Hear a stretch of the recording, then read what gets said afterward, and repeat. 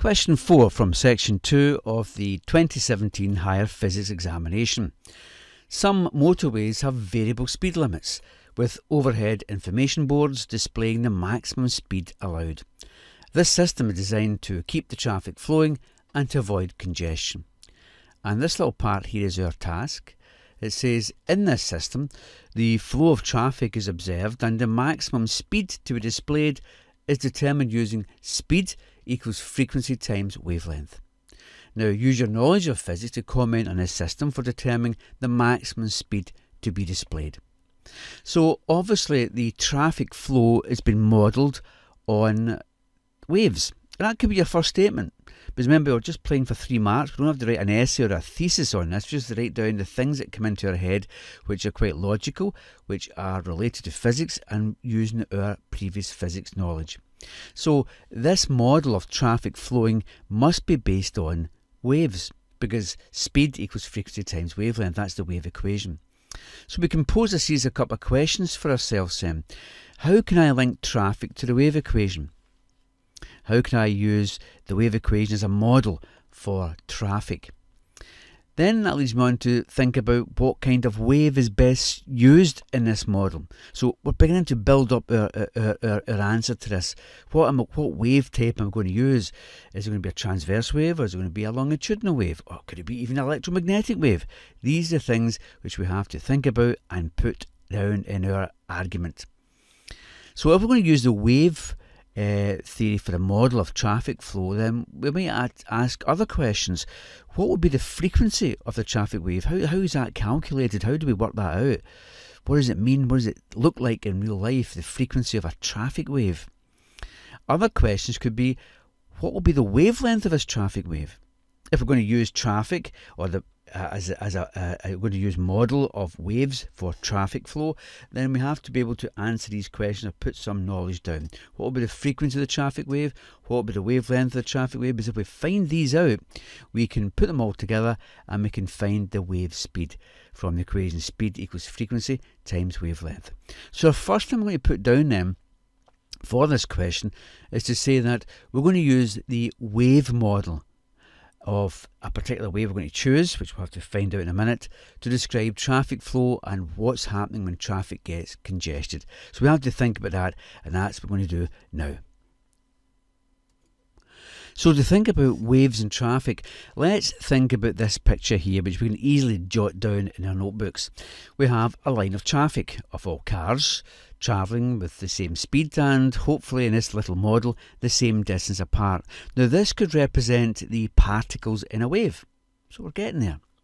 Now, how does a wave happen in this situation? Well, let's think about the front of this stream of traffic, this flow of traffic.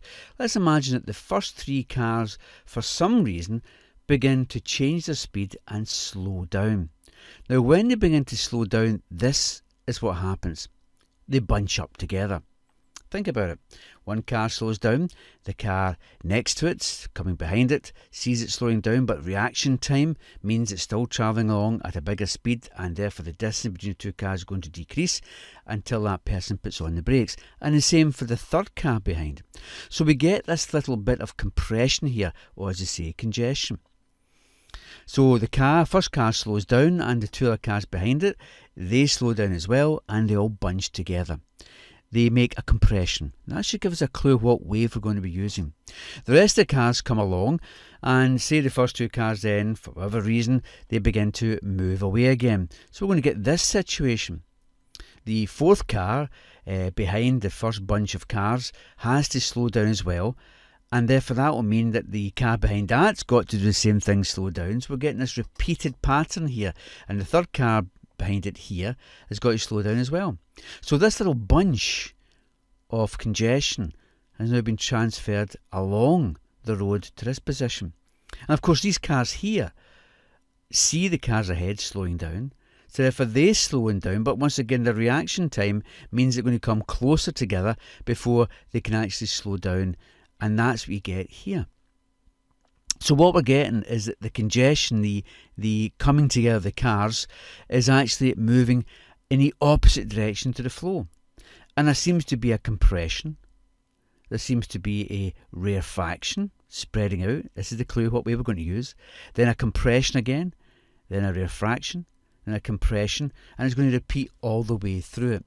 So what we have here is really a kind of model of what we call a longitudinal wave. Now, if we could see that wave working, that's it there. Can you see that the compressions, that's when they all crush together, and the rarefactions, when they all spread out together, is really a longitudinal wave going in the opposite direction of the traffic flow. So if we model our traffic on a longitudinal wave, and that gives us a couple of, maybe 1 mark for even mentioning that, we're well on our way to find out what happens next.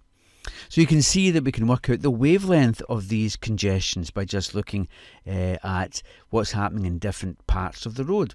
We can work out the wavelength.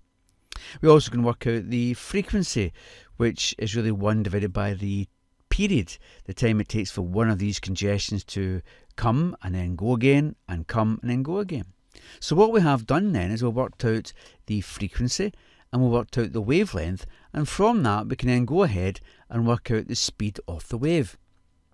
So we have this situation here. We have got the following. We have got v, the speed of the wave, which is going from here all the way along there, is equal to the frequency times the wavelength.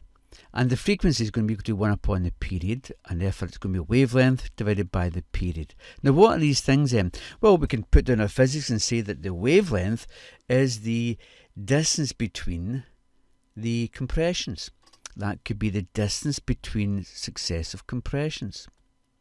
And that can be worked out from the cameras which are on the stanchions above the roads. So that could be the distance between the congestion, if you want to think of it that way, congestion, which we'll think of as compression, divided by t, which will be the period, and that's really the time taken for each successive congestion, time taken for each congestion to happen.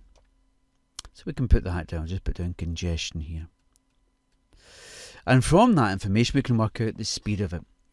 So therefore, if we flag up the speeds on a gantry, that will be really the maximum speed.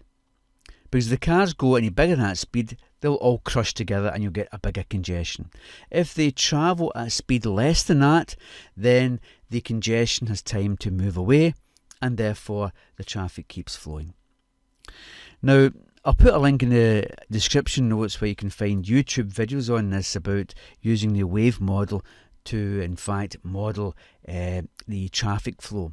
So what we've got to do from this is just try and say that we can equate the flow of traffic to a longitudinal wave, which has a series of compressions, that's the congestions, and rarefactions, which are the times when the cars are all moving. We can work out the distance between these congestions, that will be our wavelength, and we can work out the time taken for each congestion to pass a particular point, that will be the period of this wave, which is moving in fact back the way along the traffic. And once we've got that, we've got the speed v, and therefore we can work out the maximum speed which is permissible in order for the traffic to keep flowing without these congestions actually holding up the traffic. Now, this is an example of using your physics knowledge, and my biggest tip for you is to do a lot of research on things like this. Fill your mind with great YouTube videos, books on physics about all these things to augment your higher course. Because when you do that, you're going to be in a much better position to answer these 3-marker questions. So what I've described there should be enough, if you put it down a logical way, as I've shown you there, to get your 3 marks for that famous knowledge question.